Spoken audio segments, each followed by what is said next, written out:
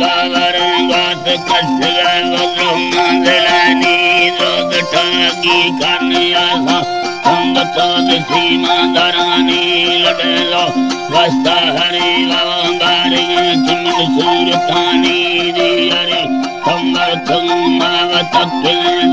रंजनानी संगति सुरचंग यारे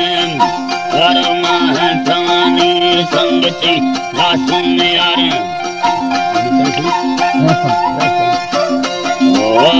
लाजी नौकरा भलानी संगति दासुन यार नौकरा भलानी बफरी सट्टा दिया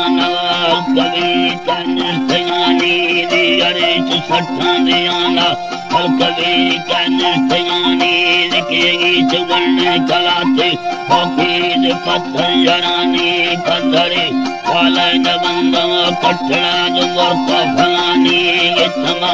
आसम दस्तर तखड़ो बीने लखानी मारती चक्का मैं जंगो बोध सी साथुरानी यलकिलो होगा लल सब चल रही चमाहे समानी दलवा दिया तुरी अवजीरवी गोरानी अवसल फल जागत मच लका हाथमानी लका हाथमानी जंगल चचणी सेरा दोबरा सड़क्या थयानी पुठवा चुको दागवी वरंग सेवी कंगणानी मारिया सोसाइबा रंगनो की चलयानी मंगल चक्का लगा उलड़ा दे सारे सानी नसरी वडों दे नचद कुली चलमा गुलानी लड़ेगा शाही पुष्पन बारी चमड़ सूरतानी बारियां चमड़ सूरतानी दहीला लोगन मवा सखन दिल पोल खानी आंगला सखी जाने अचल मंद सो ताकी रवानी मंडला गीत चारने हरदहा समर्थयानी हरदहा समर्थयानी संगति रबी गली नायक यार बड़ुल फलानी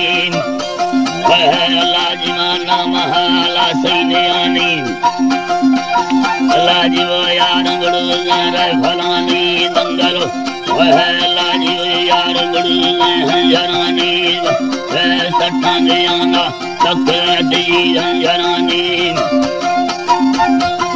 तकेला दिया जरानी अपने तुहार रलिया रूमनी पुरान कारी नामती गाना मुसैया हस्तने बदला है कचारी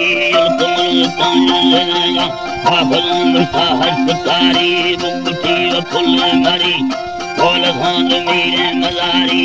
दमा भामड़ दमा दमा नहीं भया देसी कारी तुरा वाना भरी अंतर फला तुलत सगारी चारली खाले डावरंगा माकुना में डोगारी सखल दिलग मलुकला बावरात हिस्सी नियारी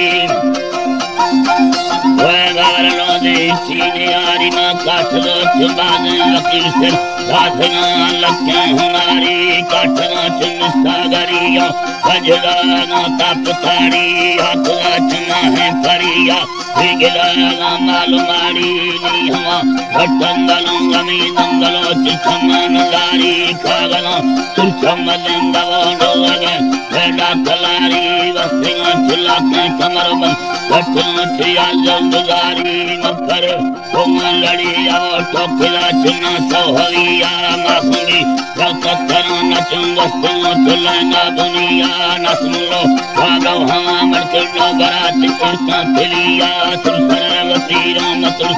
कसरुना गागरिया कसरुना गागरिया दंगलो कट चक्काट के चक्काहरिया गिथवा वासुम दस्तव तकड़ो दी